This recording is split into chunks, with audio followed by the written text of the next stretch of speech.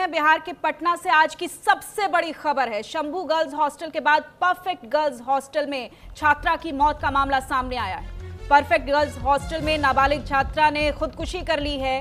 2 मुस्लिम लड़कों पर छात्रा के उत्पीड़न का आरोप है। न्यूज इंडिया के पास एफआईआर की कॉपी मौजूद है। छात्रा के पिता ने एफआईआर में बड़ी बातें बताई हैं कि दोनों लड़के मेरी बेटी को परेशान करते थे, दोनों लड़कों से तंग आकर मेरी बेटी ने जान दे दी है। एफआईआर में मुशाहिद रेजा मुकर्रम को आरोपी बनाया गया है। पटना के परफेक्ट गर्ल्स हॉस्टल में एक नाबालिग छात्रा ने अपनी जान दे दी है। छात्रा के परिवार ने आरोप लगाया है कि 2 मुस्लिम लड़कों ने उनकी बेटी को परेशान किया है। पिता के मुताबिक दोनों लड़कों से तंग आकर मेरी बेटी ने आत्महत्या कर ली है। न्यूज इंडिया के पास एफआईआर की कॉपी मौजूद है। मुशाहिद रेजा और मुकर्रम को आरोपी बनाया गया है। एफआईआर में पिता ने स्पष्ट किया है कि छात्रा लगातार उत्पीड़न का शिकार थी। ये सिर्फ एक व्यक्तिगत घटना नहीं है, ये सवाल खड़े करती है बिहार में बेटियों की सुरक्षा और हॉस्टल की व्यवस्था पर। क्या प्रशासन समय रहते कार्रवाई करेगा? क्या बेटियों की सुरक्षा के लिए ठोस कदम उठाएंगे? ये सवाल हर बिहार वासी के लिए चिंता का विषय बना हुआ है। नीट छात्रा अभी अपने इंसाफ की बाट जोह रही है, लेकिन परफेक्ट गर्ल्स हॉस्टल से एक और खबर ऐसी सामने आ जाती है जो आत्मा को झकझोर कर रख देती है, बेटियों की सुरक्षा पर गंभीर सवाल खड़े कर देती है कि आखिरकार बेटियां बिहार में कितनी सुरक्षित हैं। न्यूज इंडिया के पास वो एफआईआर की कॉपी मौजूद है जो पिता की तरफ से एफआईआर दर्ज करवाई गई है और उसमें साफ तौर पर 2 मुस्लिम लड़कों का नाम लिखा गया है कि वो मेरी बेटी को परेशान करते थे। विकास ओझा मेरे सहयोगी ज्यादा जानकारी के साथ लाइव जुड़ गए हैं। विकास से इस खबर पर अपडेट लेंगे। विकास, अभी जो नीट छात्रा है वो इंसाफ की बाट जोह रही है, लेकिन इसी बीच परफेक्ट गर्ल्स हॉस्टल से एक और खबर आ जाती है जो बेटियों की सुरक्षा पर गंभीर सवाल खड़े कर रही है। विकास, आपकी आवाज नहीं आ रही है, प्लीज खुद को आप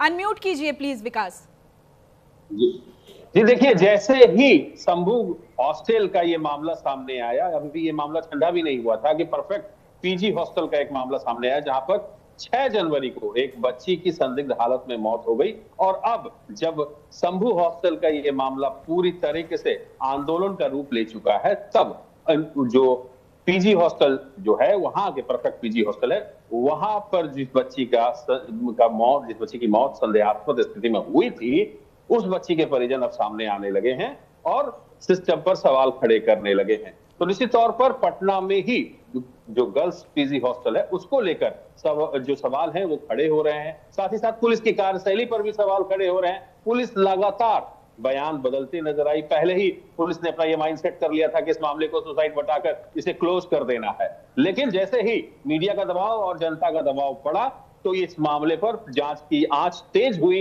और डीजीपी ने एसआईटी का गठन किया और जांच जो है वो आगे बढ़ी है। जी विकास, अब ये जो मामला सामने आया है, नया मामला, इसमें एफआईआर दर्ज करवाई गई है। पिता के पास 2 मुस्लिम लड़कों पर आरोप लगाया गया है।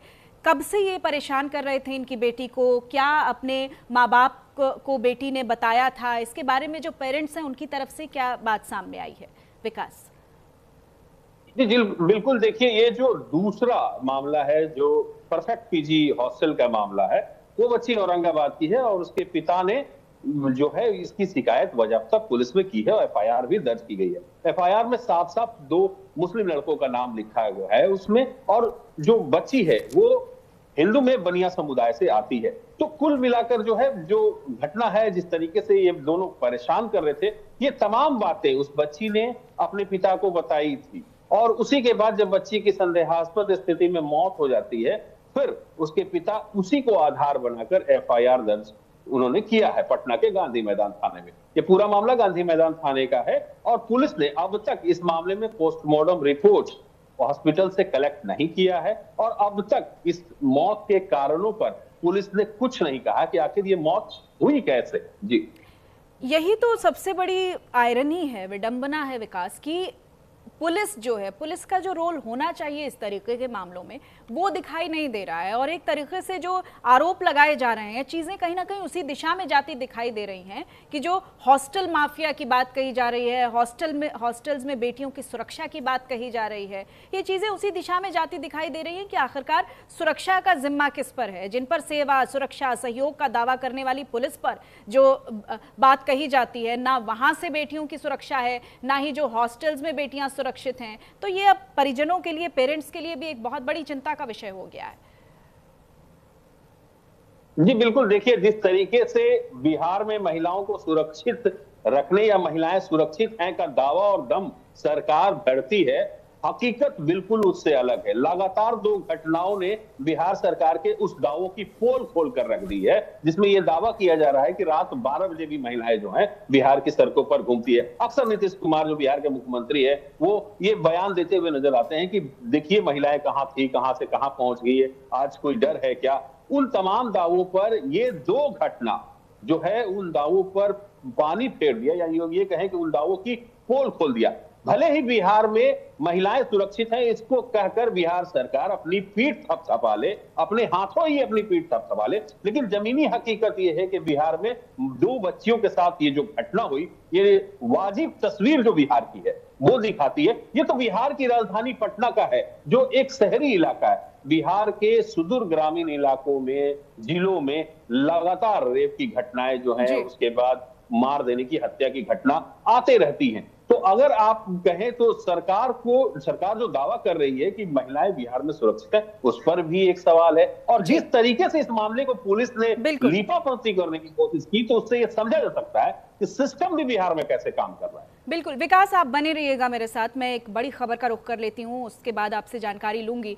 पटना में नीट छात्रा की मौत से जुड़ी बड़ी खबर। एसआईटी की टीम जहानाबाद में छात्रा के घर गई है। पुलिस ने छात्रा के परिजनों से पूछताछ की है। छात्रा की लास्ट कॉल डिटेल चेक की जा रही है। शंभू गर्ल्स हॉस्टल के मैनेजर मनीष रंजन के सेक्स रैकेट की जांच की जा रही है। हॉस्टल ऑपरेटर श्रवण अग्रवाल से भी पूछताछ की जा रही है। तो ये बड़ी और महत्वपूर्ण अपडेट, शंभू गर्ल्स हॉस्टल के मैनेजर मनीष रंजन के सेक्स रैकेट की जांच की जा रही है, क्योंकि बहुत गंभीर सवाल इस हॉस्टल पर भी उठ रहे हैं। हॉस्टल के जो ऑपरेटर हैं उनसे भी पूछताछ की जा रही है। एसआईटी की टीम जहानाबाद में छात्रा के घर गई है। मुख्यमंत्री योगी आदित्यनाथ की तरफ से साफ आदेश दे दिया गया था कि 5 दिन में मुझे रिपोर्ट चाहिए। एसआईटी का गठन किया गया था और अब एसआईटी अपने इन्वेस्टिगेशन की तरफ आगे बढ़ रही है। और इधर पप्पू यादव ने नीट छात्रा के रेप और हत्या पर कहा कि शंभू हॉस्टल के नीचे महंगी गाड़ियां आती थी। क्यों? कौन लोग आते थे? क्या यहां से कोई रैकेट चल रहा था? सब इन्वॉल्व है, बड़ी मछली, रसूखदार लोग, नेता, पदाधिकारी, माफिया, बड़े बड़े पैसे वाले, सब इन्वॉल्व है, सब इन्वॉल्व है। आप सीसीटीवी 2 महीने का निकाल लीजिए ना, सारे हॉस्टल के आगे का, भीतर का। हॉस्टल की सीसीटीवी बंद क्यों हो जाती है? जब बच्ची को निकाला जा रहा था तो सीसीटीवी बंद क्यों थी? कौन ले गया बच्ची को? बच्ची के कपड़े कहाँ हैं? बच्ची के कपड़े जब ब्लडिंग हुआ तो क्यों नहीं बच्ची के माँ बाप को दिया गया या उसको जब्त किया गया? बच्ची मेंस में थी, नेट्स का एग्जाम दिया गया। 5 तारीख को 3 बजे बच्ची आती है, किसी को खरोंच नहीं दिखता, नया नया प्लांट किया जाता है। बच्ची यदि पहले से डिप्रेस में होती तो उनका माँ बाप क्यों आने देता? मैंने कहा सीसीटीवी फुटेज आधार पर ही बोल रहा हूं ना, कि हम आरोप लगा रहे हैं कि सीसीटीवी फुटेज को निकालिए। 10-11 बजे के बाद मर्सिडीज, इंडिवार, फॉर्च्यूनर, ये बड़ी बड़ी गाड़ियां क्यों हॉस्टल के आगे लगती है? और हॉस्टल से निकलकर सीसीटीवी फुटेज में देखिए बच्ची क्यों बैठती है, कहां जा रही है, कहां उतर रहा है। एक दूसरी चीज, पूरा का पूरा पदाधिकारी बिना रजिस्ट्रेशन, बिना किसी अकाउंटेबिलिटी के, बिना किसी निगरानी के हॉस्टल कैसे बन रहा है? बिना थाने, बिना पदाधिकारी के तो बन नहीं रहा है। कौन कौन लोग इन्वॉल्व हैं? अब इस केस में क्या करेंगे पप्पू यादव जी? आपकी तरफ से क्या एक्शन 12,000 होगा इस मामले में? रुपया, 12,000 रुपया का नौकरी करने वाला 6 साल पहले आज वो 100 करोड़ का मालिक कैसे है? कैसे वो जेल गया? और 23 लॉज उसके पास कैसे है? मात्र 6 से 8 साल के अंदर 23 लॉज, पेट्रोल पंप, 3 हॉस्पिटल, कहां से? और अब बात वाराणसी की करते हैं। वाराणसी से दाल मंडी से